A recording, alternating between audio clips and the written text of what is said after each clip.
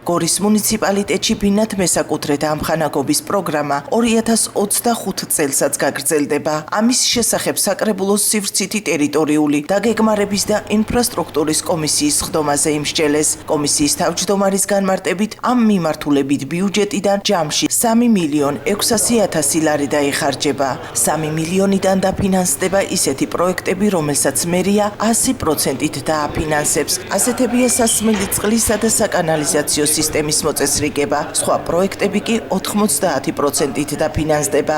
ეს არის აპრობირებული მეთოდი, რომელიც შარშან განხორციელდა, ბინათ მესაკუთრეთ ამხანაგობებს შეუძლიათ ბინის მაცხოვრებლებმა შემოიტანონ პროექტი, თანადაფინანსებით 10%-იანი უნდა იყოს მათი წილი, ლიფტების გარე ფასადების, სახურავების და ასე შემდეგ მოწესრიგების შემთხვევაში დანარჩენს უფინანსებს მერია, არის გარკვეული მიმართულება, რომელსაც 100%-იანი დაფინანსებით ეს არის სასმელი წყლებისა და საკანალიზაციო სისტემის მოწესრიგება, ასევე ეზოების მოასფალტება და მოწესრიგება, რომელიც უფრო თანხმობრივად ძვირიჯდება, აი ამ პროექტებში მერია 100%-იანი დაფინანსებით შედის, ხოლო დანარჩენ ლიფტების მოწესრიგება, სადარბაზოების, ფასადების, სახურავების და ასე შემდეგ, ბინათ მოსაკუთრეებს შეუძლიათ წარმოადგენონ პროექტი, სადაც მათი თანამონაწილეობა იქნება 10%, დანარჩენ 90%-ს მერია აფინანსებს.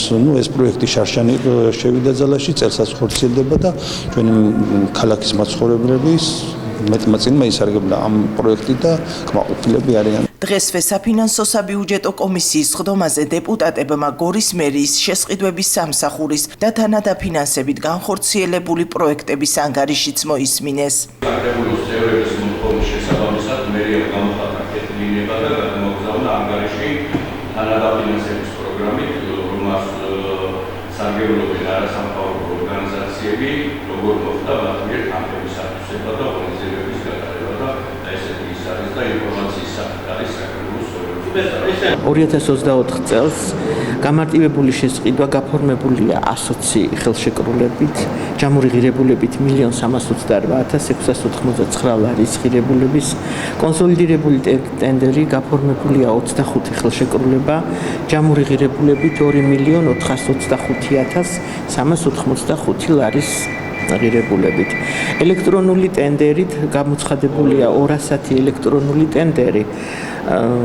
სავარაუდო ჯამური ღირებულება არის 51.877.612 ლარი.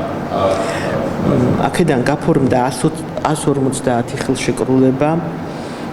ელექტრონული ვაჭრობის შედეგად მიღებულია ეკონომია 2.664.320 ლარის ღირებულებით, არ შედგა 39 ტენდერი, შეწყვეტილია 9 ტენდერი და დასრულებულია უარყოფითი შედეგით 12 ტენდერი. თქვენ კითხვებით დასვით ამ მიზეზით შეწყდა თქვა რა სხვადასხვა მე ჩემი კითხვა რასაც შეეხებოდა აი ამ 12 ტენდერიდან დასრულებულია უარყოფითი შედეგით, ანუ ნიშნავს იმას, რომ არ აკმაყოფილებდა მოთხოვნებს, საკვალიფიკაციო მოთხოვნებს და ამის გამო ხელშეკრულება შეწყდა ელექტრონული ტენდერი.